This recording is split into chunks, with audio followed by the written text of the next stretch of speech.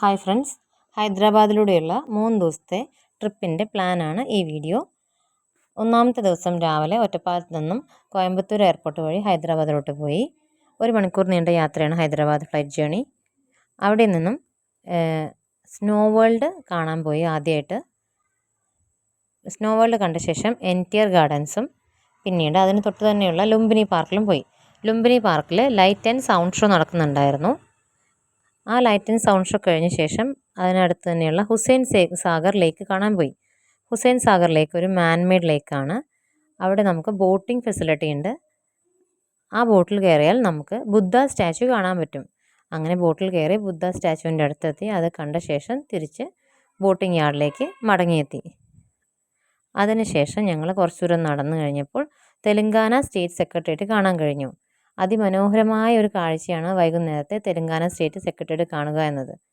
അന്നത്തെ ദിവസം അവസാനിപ്പിച്ച് ഞങ്ങൾ ഹോട്ടലിലേക്ക് മടങ്ങി. രണ്ടാം ദിവസം രാവിലെ ഒരു 10 മണിയോടുകൂടി രാമോജി റാവു ഫിലിം സിറ്റിയിലെത്തി. അന്ന് ഫുൾ ഡേ അവിടെ കാണാനുള്ള കാഴ്ചകളുണ്ടായിരുന്നു. വൈകുന്നേരം ഒരു 7 മണിയോടുകൂടിയാണ് ഞങ്ങൾ തിരിച്ച് രാമോജിയിൽ നിന്നും ഹൈദരാബാദ് സിറ്റിയിലേക്ക് തിരിച്ചു പോയത്. അന്ന് ഡിന്നർ കഴിച്ച ശേഷം വീണ്ടും ഹോട്ടലിലേക്ക് മടങ്ങി. മൂന്നാമത്തെ ദിവസം രാവിലെ ആദ്യം പോയത് ബിർള മന്ദിർ കാണാനായിരുന്നു. ബിർള മന്ദിർ നമ്മൾ സാധാരണ കണ്ടിട്ടുള്ള ബിർള മന്ദിർ പോലെ തന്നെയാണ് ഇരിക്കുന്നത്.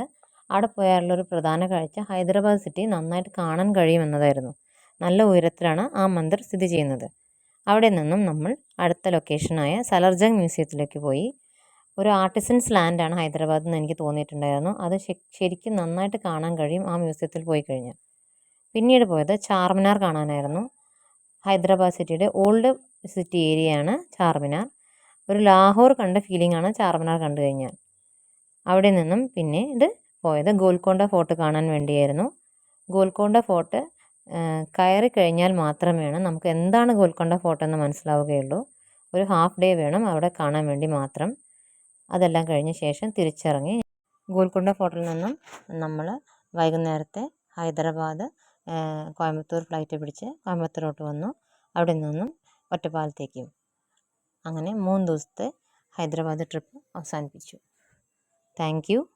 ഈ വീഡിയോ ഇഷ്ടമായെങ്കിൽ ചാനൽ സബ്സ്ക്രൈബ് ചെയ്യുക, സപ്പോർട്ട് ചെയ്യുക. നന്ദി, നമസ്കാരം.